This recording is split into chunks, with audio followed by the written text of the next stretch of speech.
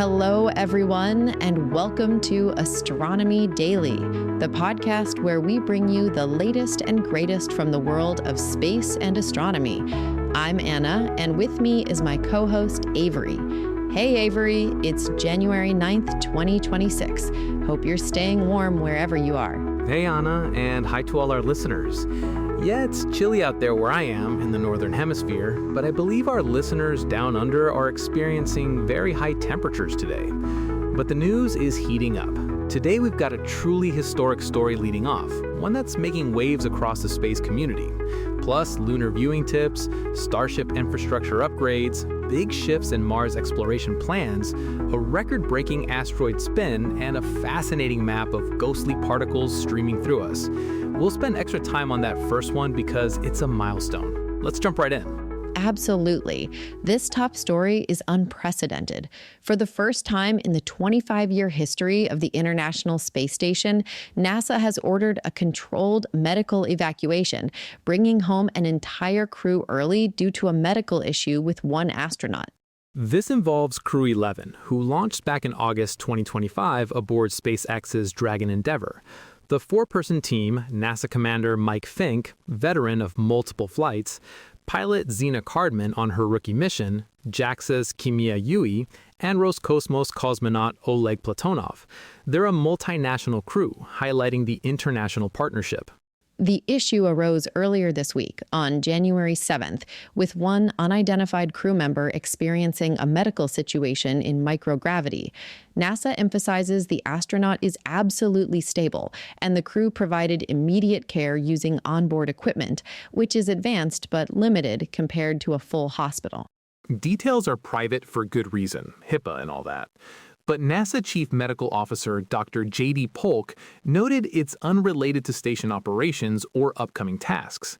The key factor, while stable now, there could be lingering risks if they stay in orbit longer, and full diagnosis or treatment isn't possible up there. After consultations, Administrator Jared Isaacman made the call, err on the side of caution, and return the whole Crew 11 team in the coming days.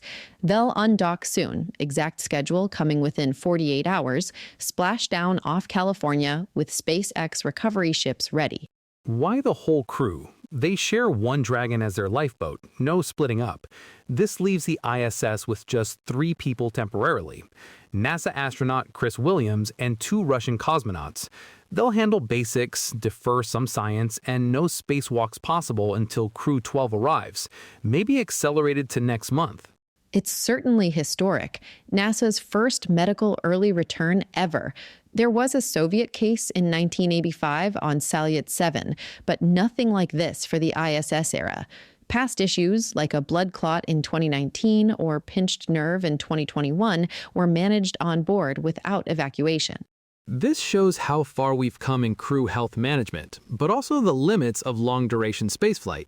It's a learning moment for Artemis lunar stays and eventual Mars missions. How do we handle unexpected health events far from Earth? Totally. NASA stressed crew safety as priority 1, and the quick response highlights training. We'll keep an eye on updates. Safe return wishes to Crew 11. Okay, moving to something more serene. The February full moon is coming up soon, known as the snow moon. Peak illumination at 5:09 p.m. Eastern on February 1st. Look east at sunset for that classic big orange-tinted rise due to the moon illusion and atmospheric scattering. It'll be near Cancer stars, easy naked eye spot. Traditional names reflect winter in the Northern Hemisphere, snow moon for heavy snowfall, hungry or bear moon in some indigenous cultures. In India, Magha Purnima with rituals. Bonus, on February 2nd, it occults Regulus for parts of North America and Africa. Incidentally, you will be able to see this in the Southern Hemisphere as well, with best date in Sydney, for instance, forecasted to be on February 2nd, the same day as Beijing and Tokyo. Great for photos, tripod, long lens for details, or wide for landscapes.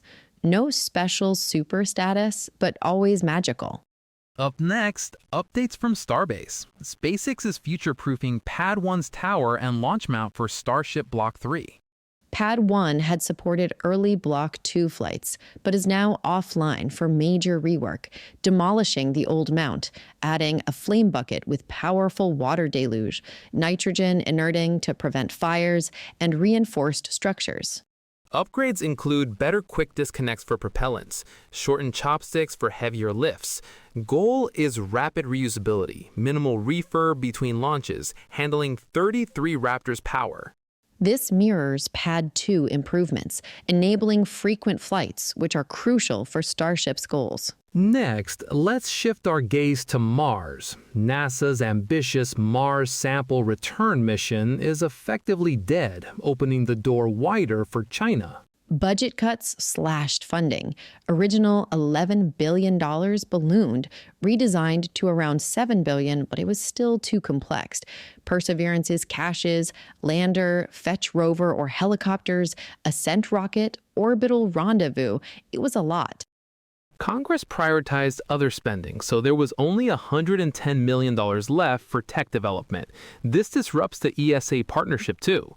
Perseverance's 33 tubes stay on Mars, stable in cold dryness for potential future grab. Meanwhile, China's plans advance. Simpler, opportunistic sampling. They could be first to return Martian rocks, which will be huge for science.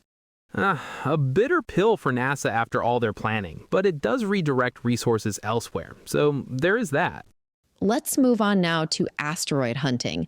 The Vera Rubin Observatory has spotted the fastest spinning large asteroid ever discovered. This huge rock rotates in an insanely quick period under the theoretical rubble pile limit, yet holds together, likely monolithic or strong internally.